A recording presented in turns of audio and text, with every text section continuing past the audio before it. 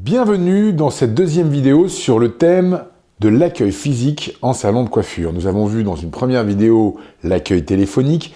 Ici, il y a une chose à retenir, c'est que les 5 premières secondes vont conditionner la satisfaction globale de votre visite en salon de coiffure. C'est ce qu'on appelle l'empreinte.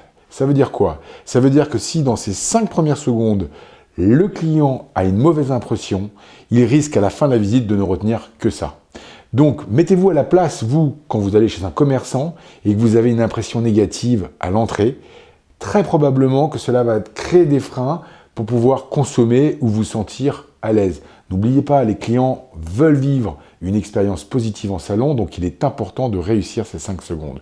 Il va donc falloir sourire, et sourire, c'est pas simplement d'y aller en se forçant.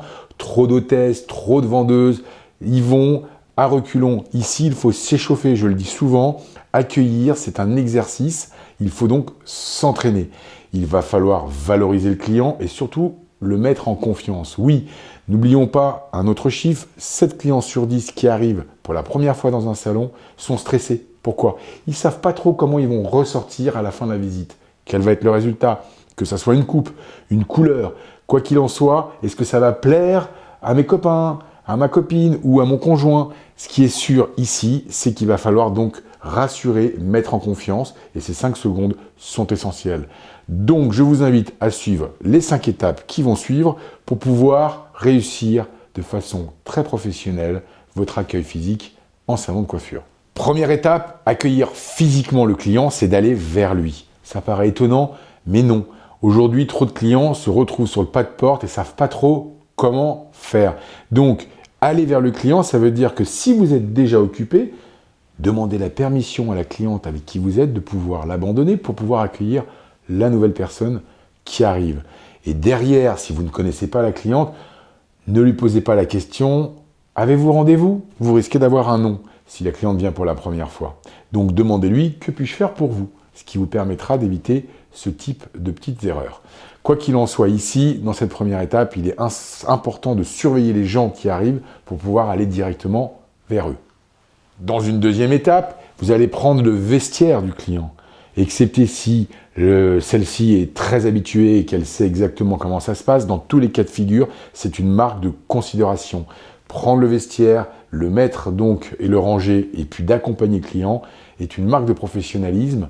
Et n'oubliez pas que la qualité se cache dans tous ces petits détails. Donc pensez-y, c'est une étape, un réflexe important que vous devez vous imposer et imposer à vos collaborateurs.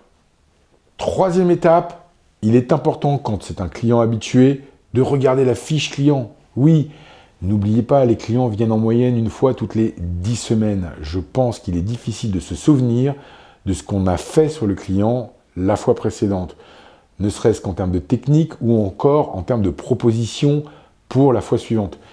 Même si elle a acheté un produit, que vous lui avez laissé un échantillon, de regarder et de reprendre la conversation sera beaucoup plus professionnel. Ça permettra de reconnecter et donc derrière de pouvoir démarrer un diagnostic avec efficacité. Quoi qu'il en soit, les nouveaux clients qui ne sont pas dans le fichier client, c'est un réflexe, pas de cliente de passage. On le verra, j'en reparlerai dans l'organisation du travail concernant le fichier client dans une prochaine vidéo. Il est important de noter la personne dans le fichier, de la rassurer, de lui dire que c'est pour mieux la connaître, mieux la satisfaire et qu'en aucun cas on utilisera ses coordonnées dans un aspect commercial à la revente. Quatrième étape, vous allez donc rassurer le client en lui disant qui va s'occuper de lui. Pourquoi? Parce que très souvent, si le client est habitué et qu'on lui change de coiffeur, il peut mal le prendre. Il ne vous le dira pas, mais pour lui, ça sera une marque de frustration. Au contraire, de lui dire qui va le prendre en charge permet de valoriser le coiffeur, permet de rassurer le client et montre donc de votre part une grande marque de professionnalisme. Il va falloir que vous ayez comme réflexe tout au long du parcours client tous ces petits détails de considération qui vous feront marquer des points pour donner envie à la personne de revenir en salon de coiffure. Enfin, cinquième et dernière étape, ici, 3 points à aborder, c'est d'installer confortablement le client à l'espace d'attente, quand vous en avez un. Et premier point à retenir, c'est celui qui concerne les boissons. Ici, trop souvent, on propose un café. Tout le monde ne boit pas de café. Donc pensez à avoir d'autres types de boissons chaudes, voire même des boissons fraîches, ce qui permettra d'élargir la proposition. Deuxième point, concernant l'attente, ce sont les magazines. Là aussi, trop souvent, les magazines sont des magazines people. Quand c'est pas des magazines Auto Plus pour les hommes, pensez à mettre des magazines de tendance, des magazines qui sont liés à la mode ou des magazines spécifiques masculins.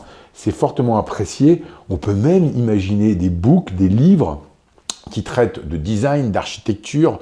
Et là aussi, ça montrera un petit peu la possibilité que vous avez d'élargir les propositions. Dans tous les cas de figure, il faut que les clients qui s'assoient passent un moment important où ils aient l'impression d'être dans un environnement de mode et de tendance. Pour la gestion de l'attente, dernier petit point, ici, souvent, on a volontairement envie de rassurer le client en lui disant « on s'occupe de vous dans 5 minutes ». Non, souvent ces 5 minutes deviennent 10 voire 15 minutes et peuvent donc être mal interprétées par le client. Je vous invite, quand vous avez du mal à gérer le temps, à tout simplement poser la question à un client dans combien de temps vous devez être sorti. Ce qui permettra, vous, de savoir le temps que vous avez devant vous pour vous organiser avec vos collaborateurs. Et deuxième petite chose concernant l'attente, au-delà de 10 minutes, ça peut être pesant. Je vous invite régulièrement, quand vous avez comme ça du rush en salon de coiffure, et ce qui est tout à fait normal, d'aller régulièrement donc voir le client pour le rassurer, voire même lui proposer une nouvelle boisson et lui dire qu'on va le prendre en charge très rapidement. Le temps passera plus vite. Voilà, j'ai terminé avec cette vidéo concernant l'accueil physique en salon. 5 étapes faciles à mettre en place. En cliquant, vous allez pouvoir aller sur le blog, télécharger le livre blanc qui reprend l'ensemble des règles du jeu en salon de coiffure. Je vous remercie et je vous attends pour la prochaine vidéo sur la communication verbale.